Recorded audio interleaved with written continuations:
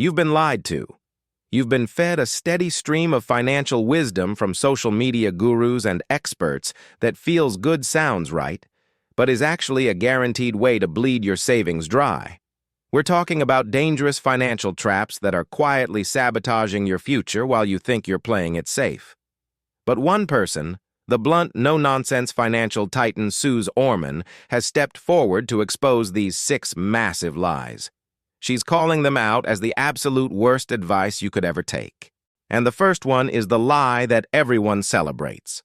A payday that proves you've been played. The refund lie. Proof you've been playing the fool. If you just got a big check from the IRS, you are making one of the biggest, most common mistakes in personal finance. I know it feels great to get that cash injection. Maybe you pay off a credit card or splurge a little. But here's the reality. That refund is proof that you mismanaged your income the entire year. It means you had too much of your paycheck withheld for taxes. What did the government do with your money? They held on to it interest-free until tax season. Orman's shocking truth is that you effectively gave the U.S. government an interest-free loan with your own hard-earned cash. That money should have been sitting in a high-yield savings account or a retirement fund, building compound interest and making you richer. Instead, it was doing absolutely nothing for you. You lost a year of growth. Stop celebrating the refund. Start maximizing your paycheck. But if that's a rookie mistake, the next one is a full-blown financial betrayal, a trick played by the very people you pay to trust. The advisor trap. The shocking fiduciary distinction. You hire a financial advisor to act in your best interest, to guide you to wealth, right? Well, prepare to be absolutely shocked. Most financial advisors are not legally committed to acting in your best interest. This is the secret, quiet scandal of the entire wealth management industry. The crucial life-changing distinction Orman is obsessed with is the fiduciary advisor. A fiduciary has a legal qualification and commitment to always put the client's financial needs first, and they are overseen by incredibly strict rules. A non-fiduciary advisor can steer your money into an investment that pays them a higher commission, even if it's a terrible move for you. It's a conflict of interest that is absolutely rampant. Orman is crystal clear. If your advisor will not put in writing that they are a fiduciary, you must run. They might be helping themselves to your future. And speaking of running, you might need to run away from the next piece of wisdom that involves sinking tens of thousands into a debt sentence for your kids. The priciest degree lie. The secretly selfish student debt. This piece of advice is ingrained in the American identity. You must send your child to the best, most expensive college for them to succeed. Orman says that's a damaging lie. She doesn't disavow college, but she absolutely hates seeing parents or kids go deep into student loan debt for prestige. Her argument is blunt, and it hits hard. The parents who take out loans or drain their savings to afford the best school are actually putting their own retirement at risk. What's the consequence? Ironically, when those parents lack sufficient savings down the line, the burden often falls to the very children they were trying to help. Orman wants you to be practical. An affordable education is key.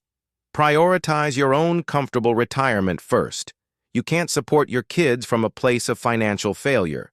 But if challenging the college myth feels rebellious, the next trap is even more sacred and central to the American dream, the belief that renting is shameful and you must own a home.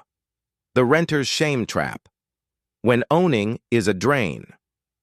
Home ownership has long been the pinnacle of financial success, a pillar of the American dream and the ultimate wealth builder. But Orman throws a huge wrench in that assumption. While a home can be a wise investment, it can quickly become a draining, risky one if you can't comfortably afford it. She points out the hidden, staggering costs that most first-time buyers ignore. We're talking about property taxes, maintenance, emergency repairs, and insurance. Orman's rule of thumb is to add about 30% to the base mortgage amount to account for these total ownership expenses. In many regions, the cost of owning, when you factor in everything, is still significantly higher than renting. Orman wants you to stop viewing renting as a failure. Sometimes, financially, it just makes so much more sense to rent and invest the difference than to buy a home that bankrupts you with surprise costs. So don't ever think you're a failure if renting is what's best for your bank account. If you're smart, you're investing, but you're probably doing that wrong too, especially if you're stuck on the insurance scam.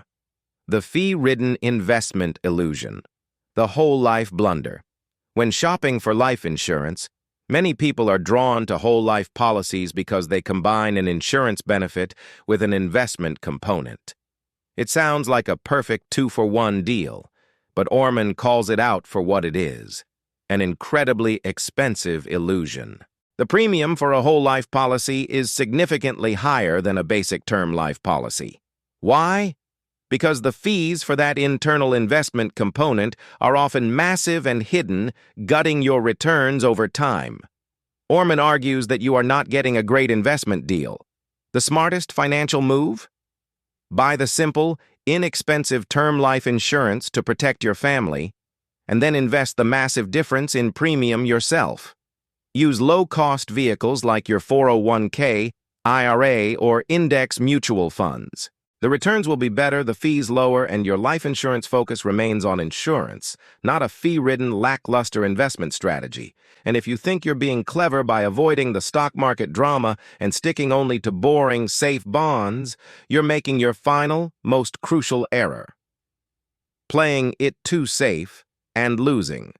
The stock market fear. The stock market is risky, and for many hesitant investors, the urge is to steer clear and put their long-term money into bonds, which are viewed as rock-solid and safe during market fluctuations.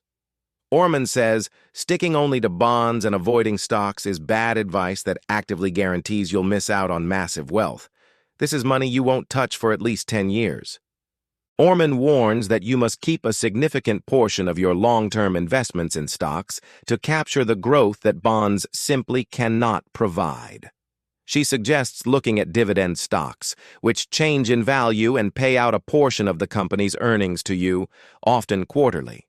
For example, the S&P 500 index currently provides a dividend yield that's often more than the yield of a 10-year Treasury note. The shocking truth is that playing it too safe is the riskiest move of all, because you're guaranteeing you won't keep up with inflation, making your money less valuable over time. We've exposed the 6 most damaging pieces of wisdom, Orman says, are sabotaging your financial life, celebrating the tax refund lie, trusting a non-fiduciary advisor, funding the priciest degree lie, feeling shame in the renter's trap, falling for the whole life illusion, and the cost of playing it too safe with bonds. The total cost of these mistakes is your entire financial future. These are not minor errors. They are structural failures in your thinking.